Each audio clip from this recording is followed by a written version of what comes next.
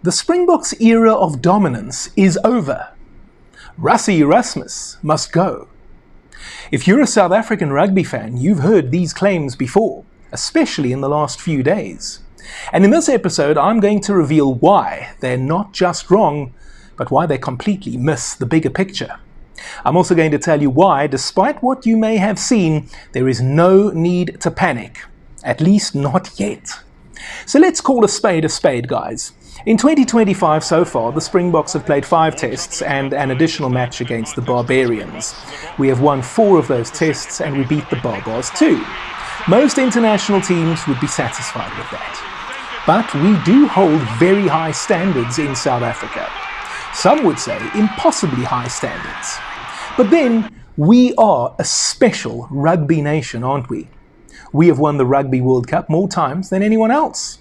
And along with New Zealand, have traditionally been the global rugby powerhouses. You can't blame us for expecting to win every match we play. Of course, we're all fully aware that we can't actually do that. The All Blacks have a historical win record of 77%. South Africa's is 64%. Everyone else is in the mid-50s or worse. Is there a sense of entitlement? Sure. Is there an element of arrogance? I think sometimes, yes. But that's also the beauty of elite high-performance sport. And for us, and the Kiwis, and certainly the Argentines and the Welsh, I would say, and a few others, it's also tribal. When the Springboks run onto the field, they are us, and we are them. They are defending our country. They are defending our flag. They are defending our honor. And when they win, it makes everyone's day, and even week, so much better. When they lose, it can ruin the mood, quite badly at times. And we're actually at a point now where it's not just whether or not South Africa won, but how the South Africans played. Because even when we win, we might still not be satisfied with the performance. You may have noticed in the last couple of days. And that is at the heart of the matter right now. Yes, we beat Italy twice, we eased past Georgia as expected, but then came the ultimate gut punch. The Wallabies fed off our own worst mistakes and humiliated us at Ellis Park. And let me be clear, it's not their fault that we were our own worst enemy. They were ruthless. And then we overcame them in Cape Town in what was frankly a somewhat solid but largely unconvincing display. It was a victory, but it felt hollow, didn't it? It was a win, but it left us with more questions than answers. So what is the problem, a lot of people are asking? Yes, our defense is problematic right now. Personally, I think it's a transitional issue. So we've so focused on this Tony Ball attacking stuff that we've almost forgotten our defensive duties, and perhaps transitioning from attack, think turnover ball, transitioning quickly into a defensive setup, that I think is one of the places where something is going wrong for us right now.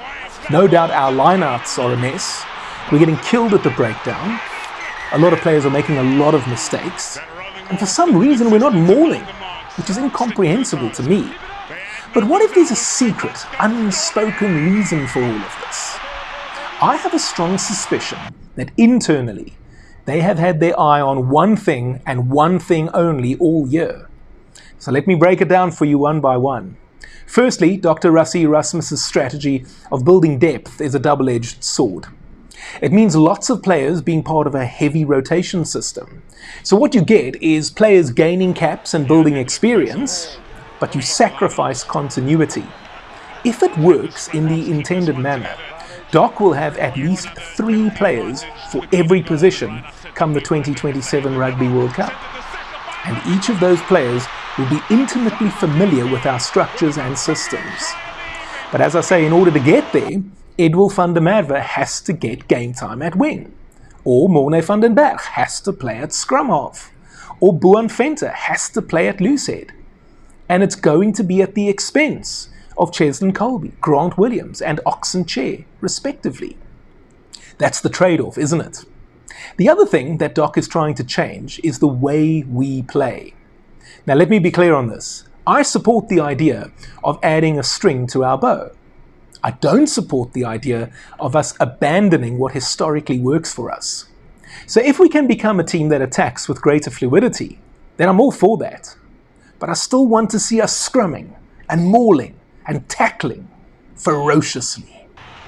And so now you have two things going on at the same time. One, you have a team that is getting used to a new system, especially on the attacking side of things.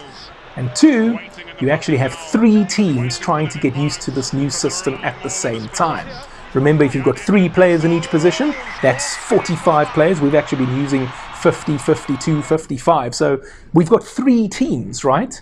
And so by my estimation, it is going to take 2 to 3 times longer for our squad to fully master what the coaches are asking of them. So we do need to be patient here, guys.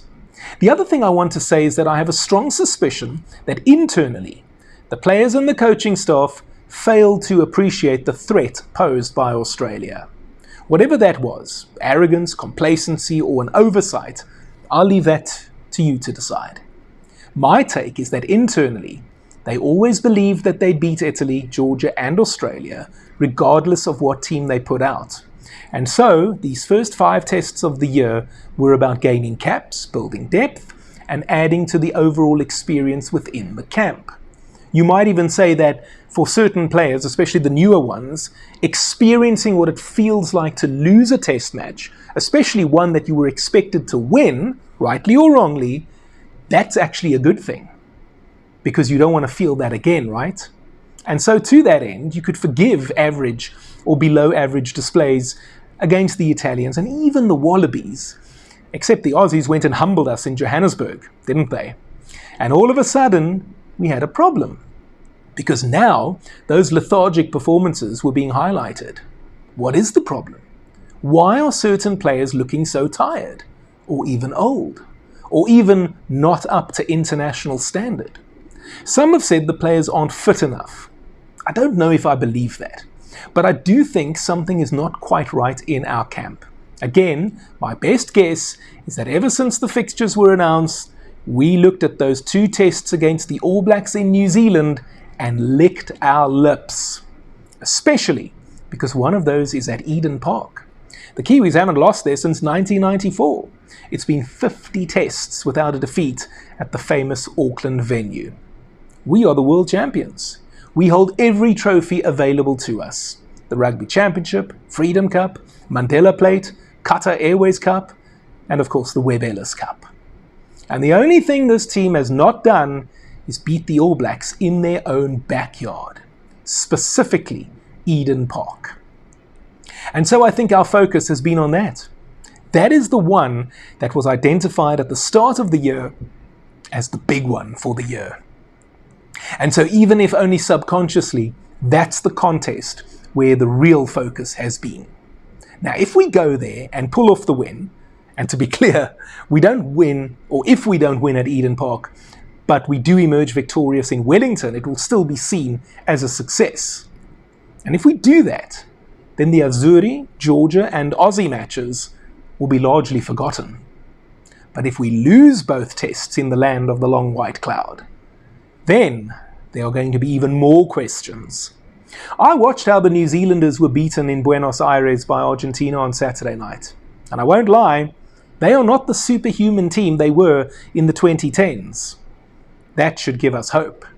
They're also a team with some obvious weaknesses, which we, when at our best, are perfectly set up to exploit. And so despite the unimpressive performances the Springboks have delivered so far in 2025, I genuinely believe they've been waiting for these 2 tests in New Zealand. We are going to see a considerably better showing from the Boks against the old enemy. And it is for this reason that I am saying I don't think we need to be panicking. And with that, I leave it to you to decide. Do you agree that the Springboks have had one eye on the All Blacks all year? Or do you think it's the end of the line for a lot of these players? Let me know in the comment section down below. And while you're down there, may I also encourage you to sign up on my Patreon page. I would love to do this full-time, guys, and go to Australia and cover the Rugby World Cup in 2027 for you from down under with daily coverage. If you sign up, you can get your name mentioned in my videos. You can get discounts on my soon-to-be-launched merchandise store. You can stand a chance to win the new Springbok jersey released a few months ago. You can also stand a chance to win the soon-to-be-released James Small biography. You might also be able to have quarterly Zoom calls with me where we discuss Springbok players, matches and tactics, and you might even be able to get me to write an ebook for you on your favorite player. It starts from as little as $5 per month. That's US dollars, not Zim dollars. And if that sounds like something you want to be a part of, then head on over to my Patreon page and sign up right now. The link is in the description area below. And if you'd like a bit more info on exactly how it works, I made a video for you here detailing everything you might want to know. And if you're not yet ready to support me in that manner, you can also just crock roll the like button. And if you want to see an interview with the first Springbok captain to beat the All Blacks in New Zealand after readmission, you can check out my exclusive interview with Gary Teichmann right here. And also don't forget to subscribe to my channel. And I'll see you next time.